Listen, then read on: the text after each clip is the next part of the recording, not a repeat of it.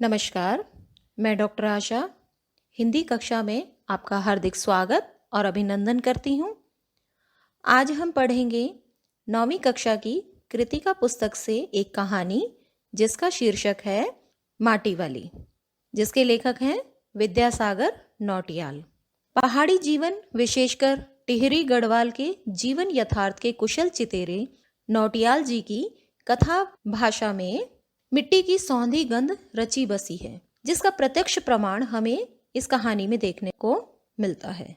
प्रस्तुत कहानी की पृष्ठभूमि निर्मित है उत्तरांचल के एक छोटे से कस्बे टिहरी पर। टिहरी पर जब बांध बनाया जा रहा था, उस समय पर पुनर्वास की समस्या को लेकर इस कहानी की रचना की गई है। प्रस्तुत कहानी में विद्यासागर जी ने विस्थापन की समस्या को प्रभावी ढंग से उठाया है। गरीब और श्रमिक वर्ग इस समस्या से कैसे जूझ रहा है, लेखक ने इसका बहुत ही संवेदनशील और मार्मिक चित्र खींचा है। तो अब हम कहानी प्रारंभ करते हैं। प्रस्तुत कहानी की मुख्य केंद्र बिंदु है माटी वाली। घर घर जाकर माटी बेचने वाली नाटे कद की एक हरिजन बुढ़िया है, जिसे सभी लोग माटी वाली कहते हैं। उसका उस शहर में कोई प्रतिद्वंद्वी नहीं है, अर्थात वो अकेली ऐसी औरत है जो घर घर जाकर मिट्टी देने का काम करती है। टिहरी शहर में शायद ही ऐसा कोई घर रहा होगा जिसे वह न जानती हो या फिर उसे कोई न जानते हो। घर के कुल निवासी, चाहे वहाँ पर रहने वाले किराएदार और यहाँ तक कि उनके बच्चे भी, सभी उसको बहुत अच्छे तरीके से जानते थे। और कारण क्या था इसके पीछे? क्योंकि वो अकेली ही थी जो घर घर जाकर मिट्टी देने का कार्य करती थी। अगर मान लो एक दिन भी अगर वो मिट्टी देने का काम ना करे तो टिहरी शहर के कई घरों में चूल्हे तक जलना मुश्किल हो जाएगा। वह न रहे तो लोगों के सामने रसोई और भोजन के बाद अपने चूल्हे चौके की लिपाई करने की समस्या पैदा हो जाएगी। जिस प्रकार से हम रोजाना भोजन जुटाते हैं, रोजाना खाना बनाते हैं, उसी तरह से चूल्हे की लिपाई भी एक उनके लिए काम थी। जैसे वो खाना बनाते थे, चित्र में आप देखिए कि यहाँ पर मिट्टी का चूल्हा है जिस पर वो खाना बनाते हैं, और खाना बनाने के बाद उसको साफ किससे करते थे? लाल मिट्टी से। और इसके अलावा चूल्हे चौके को लीपने के अलावा साल 2 साल में मकान के कमरों और दीवारों की गोबर लिपाई करने के लिए भी लाल मिट्टी की जरूरत पड़ती थी। अब शहर में तो कहीं भी माटाकान था नहीं। अब आजकल हम क्या कर लेते हैं, अपने घरों में झाड़ू पोछा कर लेते हैं, दीवारों पर रंग रोगन करा लेते हैं। लेकिन कहानी में जिक्र किया गया है एक कस्बे का कि जहाँ पर लोगों के कच्चे घर थे और कच्चे घरों को साफ करने के लिए गोबर और लाल मिट्टी को मिलाकर घर के आंगन की लिपाई की जाती थी। और साल 2 साल में एक आध बार घर की दीवारों को भी इसी प्रकार से गोबर और मिट्टी के लेप से लिपा जाता था। घर को साफ स्वच्छ रखने के लिए इस प्रकार से पुताई की जाती थी। आप चित्रों में देखिए कि यहाँ पर गृहिणी अपने घर को किस प्रकार से गोबर और लाल मिट्टी के लेप से लीप रही है। इसी प्रकार से दीवारों पर भी, दूसरे चित्र में दीवारों को भी साफ स्वच्छ रखने के लिए गोबर और लाल मिट्टी से लीपा जाता है। और वहां पर जो 2 नदियां थी, कौन कौन सी? भागीरथी और भिलांगना। उन नदियों के तटों पर बसे हुए शहर की मिट्टी इस कदर रेतीली है कि उससे चूल्हे की लिपाई का काम हो ही नहीं सकता था। तो इसलिए माटी वाली लाल मिट्टी हर घर में पहुंचाती थी। शहर वाले सिर्फ माटी वाली को ही नहीं, उसके कंटर को भी अच्छी तरह पहचानते हैं। रद्दी कपड़ों को मोड़कर बनाए गए एक गोल डिल्ले के ऊपर लाल चिकनी मिट्टी से छुलबुल भरा हुआ कनस्तर टिका रहता है, ताकि उसको सिर पर कनस्तर रखने में किसी प्रकार की परेशानी ना हो। और उसके ऊपर, कनस्तर के ऊपर किसी ने भी ढक्कन लगा हुआ नहीं देखा। क्यों नहीं? क्योंकि वो जब इस कंटर को या उसको इस्तेमाल करती है तो उससे पहले ऊपर के ढक्कन को काट कर फेंक देती है, ताकि उसे मिट्टी भरने में और खाली करने में परेशानी ना हो। यहाँ पर चित्र में देखिए कि एक कनस्तर किस प्रकार का है, कि एक उसका जो पात्र है, मिट्टी ढोने का पात्र कैसा है, और बाद में वो उसे ऊपर के हिस्से को काट कर इस प्रकार से खुला रख लेती है। तो एक लड़की दौड़ते हुए आती है कि मेरी माँ ने कहा है जरा हमारे यहाँ भी आना। तो माटी वाली कहती है अभी आती हूँ, और उसके बाद वो उस घर में चल पड़ती है। घर की मालकिन ने उसे देखा तो उसे कोने में मिट्टी खाली करने के लिए कहा, और फिर मालकिन क्या बोलती है, तू बहुत भाग्यवान है चाय के टाइम पर आई है हमारे घर, भाग्यवान आए खाते वक्त। मतलब कि वो भाग्यशाली व्यक्ति होता है जो खाने के समय पर आता है। और इस प्रकार से वो रसोई में गई, रसोई से 2 रोटियां लेकर आई और आकर माटी वाली को देकर दोबारा से रसोई में काम करने चली गई। माटी वाली के पास अपने अच्छे या बुरे भाग्य के बारे में सोचने का ज्यादा समय नहीं था।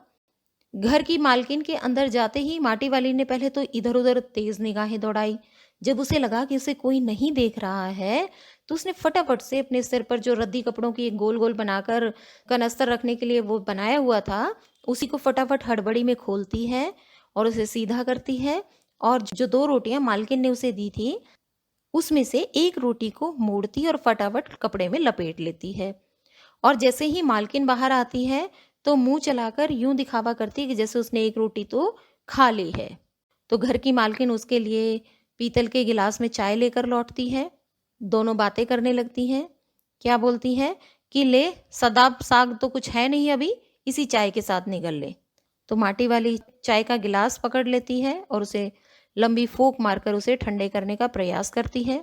और क्या कहती है माटी वाली, चाय तो बहुत अच्छा साग होता है ठकुराइन जी।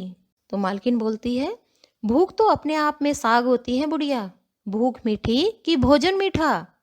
तुम फिर वो बूढ़ी औरत पीतल के गिलास की ओर निगाह दौड़ाते हुए कहती है, तुमने अभी तक पीतल के गिलास संभाल कर रखे हैं? पूरे बाजार में कहीं भी किसी भी घर में चले जाओ, ऐसे गिलास नहीं मिलते।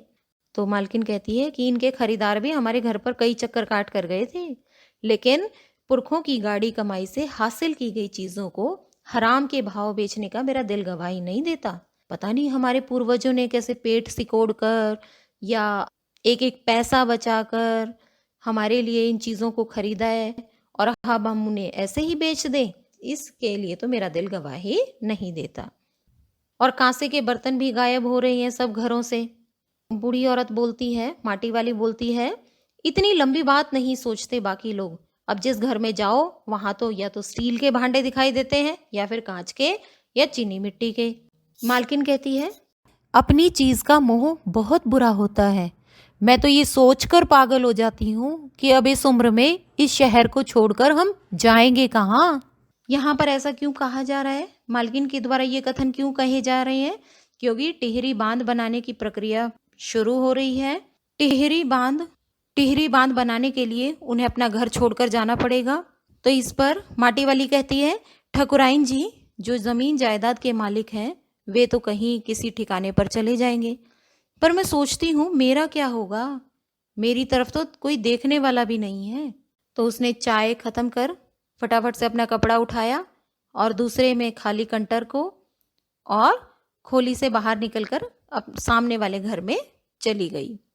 उस घर में भी कल हर हालत में मिट्टी ले आने के आदेश हुए और उसे 2 रोटियां मिल गई। उसे भी अपने कपड़े के दूसरे छोर से बांध लिया। लोग जाने तो जाने, वह ये रोटियां अपने बूढ़े के लिए लेकर जा रही है, मतलब अपने पति के लिए लेकर जा रही है। जैसे वो घर पहुंचती है, उसका बूढ़ा पति बड़े ही कातर निगाहों से है, बड़ी ही कातर नजरों से उसकी ओर देखने लगता है। वह घर में रसोई बनने का इंतजार करने लगता है। आज वह घर पहुंचते ही 3 रोटियां अपने बूढ़े के हवाले कर देगी। रोटियों को देखते ही उसका चेहरा खिल उठेगा। मतलब अपने पति के बारे में सोचती है माटी वाली कि रोटियों को देखते ही उसके पति का चेहरा खिल उठेगा। फिर वो मन ही मन विचार करती जा रही है। अभी वो घर पहुंची नहीं है, लेकिन मन ही मन वो सोच रही है। तो साथ ही वो बोल देगी, साग तो कुछ है नहीं अभी।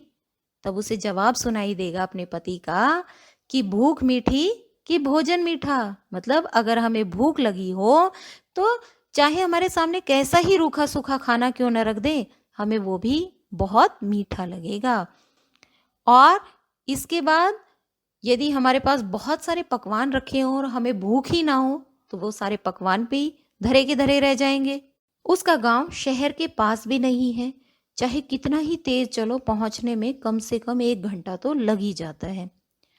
रोज सुबह निकलती है अपने घर से, पूरा दिन माटा खान से मिट्टी खोदने और अलग अलग घरों में पहुंचाने में और अपना सारा काम खत्म करके वापस घर पहुंचने में रात हो जाती है। घर पहुंचते पहुंचते रात हो जाती है। उसके पास अपना कोई खेत नहीं है, यहाँ तक कि जमीन का एक टुकड़ा भी नहीं है। और जहाँ पर उसने अपनी जो झोपड़ी बनाई हुई है वो भी गांव के ठाकुर जी की जमीन पर खड़ी है, और वहां पर रहने के बदले में उसे उसके घर में बिना पैसों के ही मिट्टी देने का काम करना पड़ता है। मतलब जिस घर में वो मिट्टी देकर आती है ठाकुर जी के घर पर जो मिट्टी देकर आती है उसके बदले में उसे पैसा नहीं मिलता है। अब रास्ते में बूढ़ी औरत जो माटी वाली है सोचती जा रही है कि आज अपने बूढ़े को कोरी रोटियां नहीं देगी। माटी बेचने से जो उसकी आमदनी हुई है, जो उसे पैसे मिले हैं, उसने एक पाव प्याज खरीद लिया। अब वो सोचती जा रही है, घर पहुंची नहीं है वो, लेकिन वो रास्ते में सोचती जा रही है कि वो घर जल्दी जल्दी जाएगी और फटाफट जाते ही प्याज को कूट कर जल्दी जल्दी तल देगी। बूढ़े को पहले तो रोटियां दिखाएगी नहीं, सब्जी तैयार होते ही परोस देगी उसके सामने 2 रोटियां। अब वह 2 रोटियां भी नहीं खा सकता। क्यों नहीं खा सकता? क्योंकि उसके पचती नहीं है, बूढ़ा हो चुका है। हद से हद 1.5 रोटी खा पाएगा। बाकी बची हुई रोटियों से माटी वाली अपना काम चला लेगी। 1 रोटी तो वो पहले ही खा चुकी है। और इस तरह से मन ही मन सोचती हुई, रोटियों का हिसाब लगाती हुई वो अपने घर पहुंच गई। लेकिन जैसे ही वो घर पहुंचती है उसे तो कुछ और ही नज़ारा देखने को मिलता है। क्या देखती है घर जाकर? अब माटी वाली जैसे घर पहुंचती है तो वो बूढ़ा फटाफट उसकी और नजरें घुमाता है, लेकिन आज माटी वाली के पाँव की आहट सुनकर हमेशा की तरह वो चौंका नहीं। उसने उसकी और नजरें नहीं घुमाई। घबराई हुई माटी वाली ने उसे छू कर देखा, वो अपनी माटी छोड़कर जा चुका था। उसे अब रोटियों की जरूरत नहीं रह गई थी। तुम अपने तहसील से अपने घर के प्रमाण पत्र ले आना। तो माटी वाली बोलती है, मेरी जिंदगी तो इस शहर के तमाम घरों में माटी देते हुए गुजर गई साहब। तो माटी कहाँ से लाती हो? माटा खान से लाती हूँ साहब। वह माटा खान चढ़ी है तेरे नाम? अगर है तो हम तेरे नाम लिख देते हैं। तो माटी वाली बोलती है, माटा खान तो मेरी रोजी है साहब। तो इस पर वो बोलते हैं पुनर्वास के साहब, बुढ़िया हमें जमीन के कागज चाहिए, रोजी के नहीं। बांध बनने के बाद मैं खाऊंगी क्या साहब? तो बोलते हैं, इस बात का फैसला हम नहीं कर सकते, वह बात तो तुम्हें खुद ही तय करनी पड़ेगी। तो अब वो बेचारी करे तो क्या करे? उसके सामने तो कोई चारा नहीं था। उसका पति भी उसे छोड़कर जा चुका था। टिहरी बांध की 2 सुरंगों को बंद कर दिया गया। शहर में पानी भरने लगा। शहर में आपाधापी मची है। शहरवासी अपने घरों को छोड़कर वहां से भागने लगे हैं। मतलब जिन जिन लोगों के वहां पर घर थे उन्हें दूसरी जगह बसाया जाने लगा है। पानी भर जाने से सबसे पहले कुल शमशान घाट डूब गए हैं और माटी वाली अपनी झोपड़ी के बाहर बैठी है और गांव के हर आने जाने वाले से एक ही बात कह रही है। कितनी हृदय को द्रवित कर देने वाली बात है। क्या कहती है माटी वाली? कि गरीब आदमी का शमशान नहीं उजड़ना चाहिए, कि एक ऐसा स्थान जहां पर वो रोज जीते हैं, रोज मरते हैं, अपने रोजाना के लिए वो 2-2 रोटियों के लिए किस तरह से हिसाब लगाते हैं, उनके लिए तो उनका रोज का जीवन ही शमशान घाट के जैसा है, जहां पर सुबह उठते ही वो जीवन जीते हैं लेकिन शाम ढलते ढलते उनका जीवन समाप्त होने लगता है। तो यही कहती है बूढ़ी औरत कि गरीब आदमी का शमशान नहीं उजड़ना चाहिए, अर्थात गरीब आदमी जहां पर वो रहता है उससे वो जगह उससे नहीं छीनी जानी चाहिए। यहीं पर हमारा पाठ समाप्त होता है। टिहरी शहर पर बांध बन जाने के बाद टिहरी एक नए स्थान पर बसाया गया। आप यहाँ पर जो ये पीले बिंदुओं से ये जो घेरेदार स्थान देख रहे हैं, यहीं पर ही नए टिहरी शहर को बसाया गया। और दूसरी तरफ दाहिनी तरफ जो आप चित्र देख रहे हैं, ये वहाँ पर जो बांध बनाया जा रहा था उस समय का दृश्य है, उस समय का चित्र है ये। तो टिहरी शहर को नए स्थान पर बसाया गया।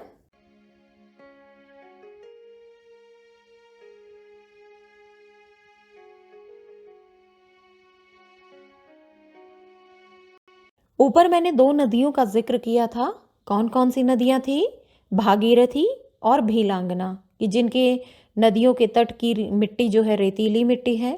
तो यहाँ पर जो ये टिहरी बांध बनाया गया है, ये जो आप दृश्य देख रहे हो बांध के बनने के बाद का, तो वो जो बांध बनाया गया था वो दो नदियों के संगम पर बनाया गया है। कौन कौन सी नदियां जो अभी मैंने जिक्र किया है, कौन कौन सी? भागीरथी और भीलांगना नदी के संगम स्थान पर ही इस बांध का निर्माण किया गया है। अब हम इसके प्रश्न अभ्यास देखते हैं। प्रश्न संख्या 1 है, शहरवासी सिर्फ माटी वाली को नहीं उसके कंटर को भी अच्छी तरह पहचानते थे। आपकी समझ में वे कौन से कारण रहे होंगे जिनके रहते माटी वाली को सब पहचानते थे? तो इसका उत्तर सुनिए। शहरवासी सिर्फ माटी वाली ही नहीं उसके कंटर को भी अच्छी तरह पहचानते थे।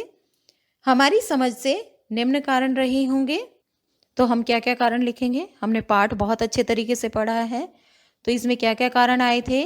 सबसे पहला कारण ये था कि उस शहर में वो एक मात्र माटी देने वाली थी, उसका कोई भी प्रतिद्वंद्वी नहीं था। अर्थात यह है कि प्रतिद्वंद्वी नहीं था कि उसकी बराबरी की टक्कर देने वाला कोई नहीं था।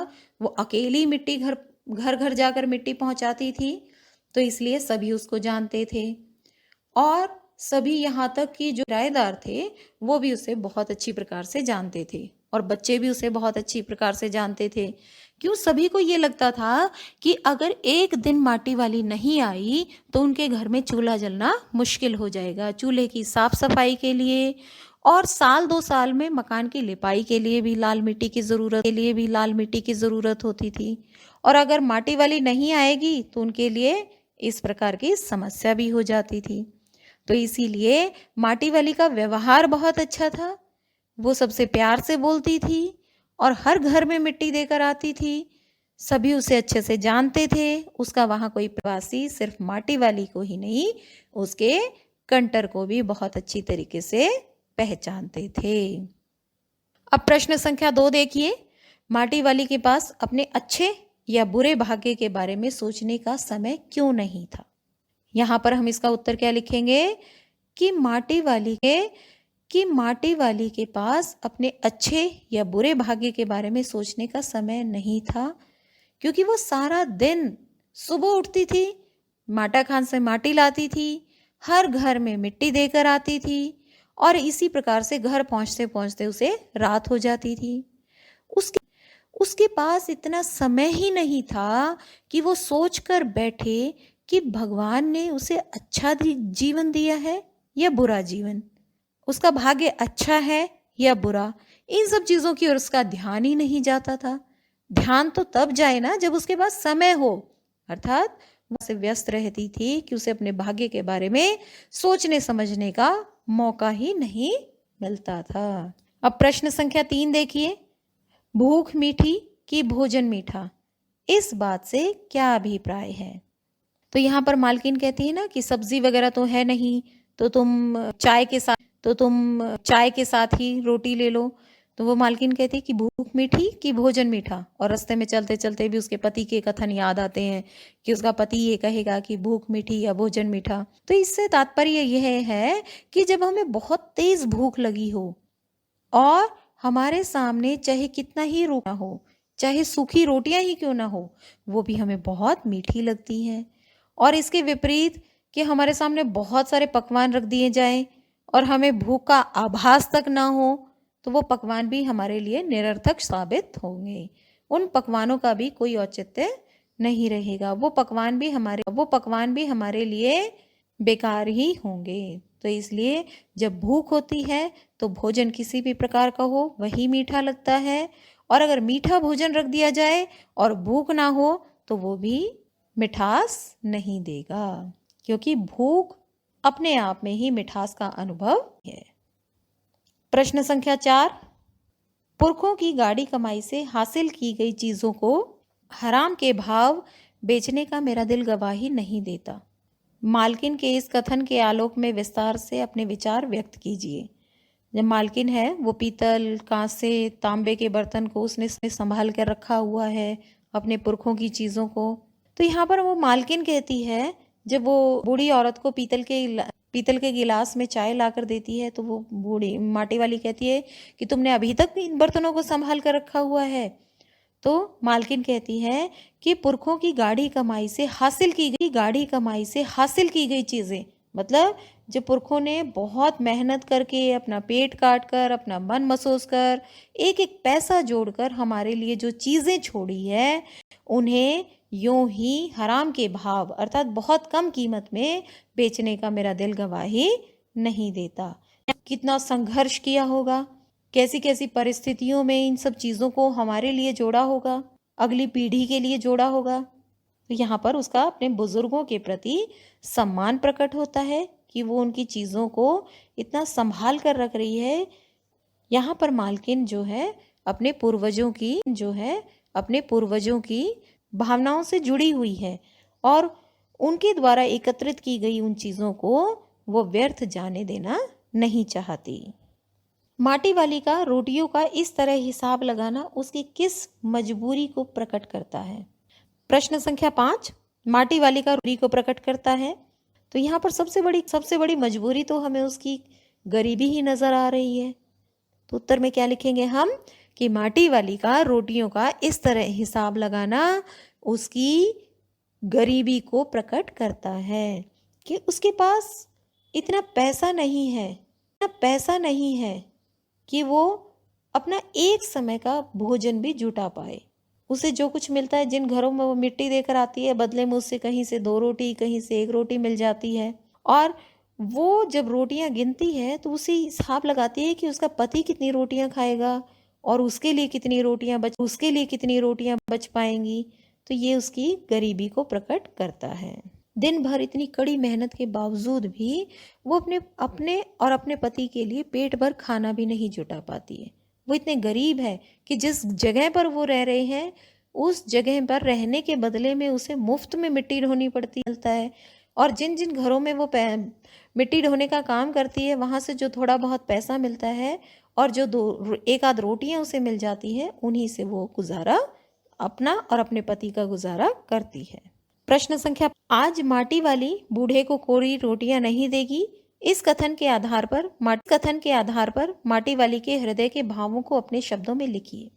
इस कथन के माध्यम से हम ये देखते हैं कि माटी वाली अपने पति को बहुत प्रेम करती है।